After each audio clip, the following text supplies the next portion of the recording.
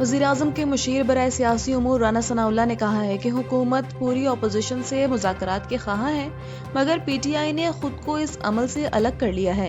ان کے مطابق مولانا فضل الرحمان بھی تحریک تحفظ آئین کے ساتھ نہیں بیٹھ رہے، جو حوصلہ افزا نہیں۔ رانا ثناء نے بتایا کہ حکومتی مذاکراتی کمیٹی میں پیپلز پارٹی سمیت تمام اتحادی شامل ہوں گے۔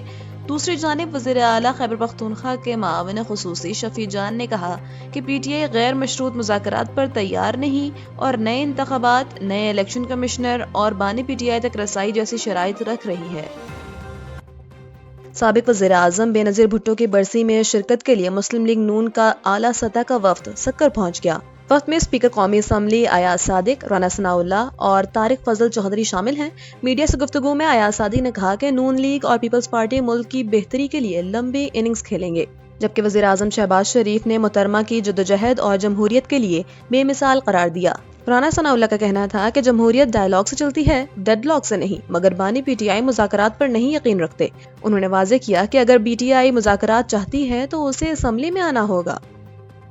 اسلام آباد ہائی کورٹ نے سال 2025 کی سالانہ کارکردگی رپورٹ جاری کر دی ہے، جس کے مطابق عدالت نے ایک سال میں ریکارڈ 15,805 کیسز نپٹائے۔ رپورٹ کے مطابق سنگل بینچز نے 11,000 سے زائد اور ڈویژن بینچز نے 4,697 مقدمات کے فیصلے کیے۔ جسٹس کی انفرادی کارکردگی میں جسٹس انعام امین منہاس 2,093 کیسز کے ساتھ سر فہرست رہے، جبکہ چیف جسٹس سردار محمد سرفراز ڈوگر نے 1,223 کیسز نپٹائے۔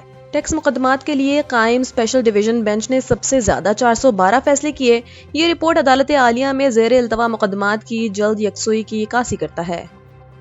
پاکستان تحریک انصاف برطانیہ نے بریڈ فورڈ احتجاج کے دوران ایک خاتون کی جانب سے فیلڈ مارشل سے متعلق کی گئی متنازع تقریر سے مکمل لا تعلقی کا اظہار کیا ہے۔ پی ٹی آئی کے ترجمان کا کہنا ہے کہ مذکورہ خاتون پارٹی کے عہدیدار نہیں ہیں اور ان کے خیالات یا طرز گفتگو کا پارٹی پالیسی سے کوئی تعلق نہیں۔ پی ٹی آئی نے واضح کیا کہ وہ تشدد، اشتعال انگیزی اور غیر مہذب زبان کی سختی سے مخالفت کرتے ہوئے صرف آئینی، جمہوری اور پرامن سیاسی جدوجہد پر یقین رکھتے ہیں۔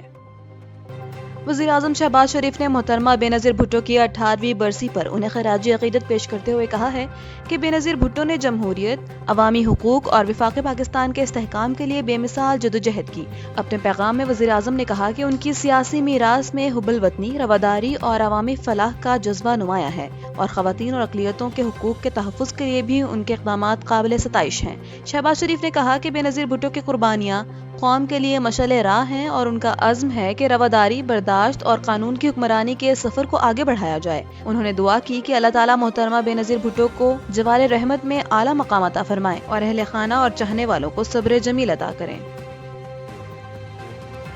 پاکستان نیول اکیڈمی نے 124ویں مڈ شپ مین اور 32ویں شارٹ مین سروس کمیشن کورس کی پاسنگ آؤٹ پریڈ کراچی میں منعقد ہوئی، جس کے مہمان خصوصی commander Royal Bahrain naval force rear admiral Ahmad محمد ابراہیم آل بن علی تھے۔ پریڈ کے دوران کیڈٹس نے پاک بحریہ کے سربراہ ایڈمرل نیوید اشرف کو سلامی دی اور ریئر ایڈمرل احمد محمد ابراہیم نے پریڈ کا معائنہ کیا۔ اپنے خطاب میں انہوں نے کہا کہ کیڈٹس اپنی صلاحیتوں سے ملک اور قوم کو فائدہ پہنچائیں۔ دوسرا ممالک کے کیڈٹس کی تربیت پاکستان نیول اکیڈمی کے لیے باعث فخر ہے اور پاکستان کے ساتھ اسلامی اخوت کے رشتے مضبوط ہیں۔ پاکستان نے یمن میں امن و استحکام کے قیام کے لیے سعودی عرب اور متحدہ عرب امارات کی سفارتی کوششوں کی حمایت کا اظہار کرتے ہوئے کہا ہے کہ وہ یمن میں حالیہ پیش رفت پر گہری نظر رکھے ہوئے ہیں۔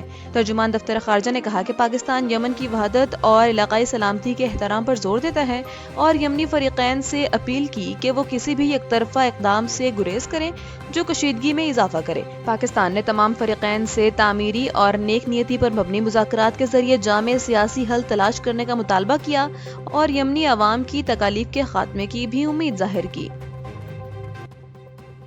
پاکستان پیپلز پارٹی شعبہ خواتین کی مرکزی صدر فریال تالپور نے شہید محترمہ بے نظیر بھٹو کو خراج عقیدت پیش کرتے ہوئے کہا ہے کہ وہ محض ایک سیاسی رہنما نہیں بلکہ سیاسی تدبر، جرأت اور مزاحمت کی لازوال علامت تھی، جن کی عظمت جمہوریت سے غیر متزلزل وابستگی، آمریت اور انتہا پسندی کے خلاف بے خوف جدوجہد اور عوام سے بے لوث محبت میں نمایاں ہے۔ جبکہ وزیر اعلیٰ سندھ مراد علی شاہ نے کہا کہ بے نظیر بھٹو نے آئین، جمہوریت اور عوام کے لیے اپنی زندگی وقف کی اور ان کی جدوجہد ہر محب وطن کے لیے مشعل راہ ہے۔ تھائی لینڈ اور کمبوڈیا کے درمیان فوری جنگ بندی پر اتفاق ہو گیا ہے۔ دونوں ممالک نے مشترکہ بیان میں فوجیوں کی نقل و حرکت منجمد کرنے اور سرحدی علاقوں کے شہریوں کو گھروں کو واپس جانے کی اجازت دینے کا اعلان کیا ہے، جبکہ تخریب کاری اور سائبر کرائم کے خلاف تعاون پر بھی آمادگی ظاہر کی گئی ہے۔ یہ جنگ بندی 3 روز مذاکرات کے بعد طے پائی۔ باخبر ذرائع کے مطابق حکومت نے پی ٹی آئی کو واضح پیغام دے دیا کہ کسی بھی ممکنہ مذاکرات میں 8 فروری 2024 کے عام انتخابات پر بات نہیں ہوگی، نہ ہی انتخابات کو مسترد کرنے، کمیشن بنانے یا اقتدار اپوزیشن کے حوالے کرنے جیسے مطالبات زیر غور آئیں گے۔ حکومت کا موقف ہے کہ انتخابی اعتراضات کا حل صرف الیکشن ٹریبیونلز اور عدالتوں کے ذریعے ہوگا، تاہم ادارہ جاتی اور آئینی اصلاحات، پارلیمان کے استحکام، قانون کی حکمرانی اور وسیع تر جمہوری اصلاحات پر مذاکرات کی گنجائش موجود ہے۔ 9 مئی کے واقعات سے متعلق مقدمات میں ریلیف حکومت کے دائرہ اختیار سے باہر قرار دیا گیا ہے۔ پی ٹی آئی نے پیغامات موصول ہونے کی تصدیق کی، مگر تفصیلات پر تبصرہ نہیں کیا گیا، جبکہ وزیر اعظم نے جائز مطالبات پر مذاکرات کی پیشکش دہرائی ہے۔ امریکہ کے شمال مشرقی ریاستوں میں شدید برفانی طوفان نے خوف و ہراس پھیلا دیا ہے، جس کے باعث نیو یارک اور کنیکٹیکٹ میں وارننگ جاری کر دی گئی ہے اور نیو یارک میں ہنگامی حالت نافذ کر دی گئی۔ نیو جرسی، کنیکٹیکٹ اور نیو یارک کے شہروں کو غیر ضروری طور پر گھر سے نہ نکلنے کی ہدایت کی گئی ہے۔ طوفان کے اثرات کے باعث امریکہ میں 1600 پروازیں منسوخ اور 7500 پروازیں تاخیر کا شکار ہو گئی ہیں۔ ایشیا سیریز کے باکسنگ ڈے ٹیسٹ میچ میں انگلینڈ نے آسٹریلیا کو 2 دن میں 4 وکٹوں سے شکست دی۔ میلبورن کرکٹ گراؤنڈ میں کھیلے گئے چوتھے ٹیسٹ میں انگلینڈ نے 175 رنز کے ہدف کو 6 وکٹوں کے نقصان پر حاصل کر لیا، جبکہ جیکب میتھل نے 40، زیکر علی نے 37 اور بین ڈیکٹ نے 34 رنز بنائے۔ آسٹریلیا کی جانب سے رچرڈسن، اسکاٹ بولینڈ اور میچل سٹارک نے 2 وکٹیں حاصل کی۔ آسٹریلوی ٹیم نے دوسری اننگز میں 132 رنز بنائے، جبکہ پہلی اننگز میں 152 رنز پر آؤٹ ہو گئی۔ انگلینڈ کی یہ کامیابی آسٹریلوی سرزمین پر 15 سال اور 19 ٹیسٹ کے بعد حاصل ہوئی، جبکہ 5 میچز کی سیریز میں آسٹریلیا نے 3-1 کی فیصلہ کن برتری رکھتا ہے۔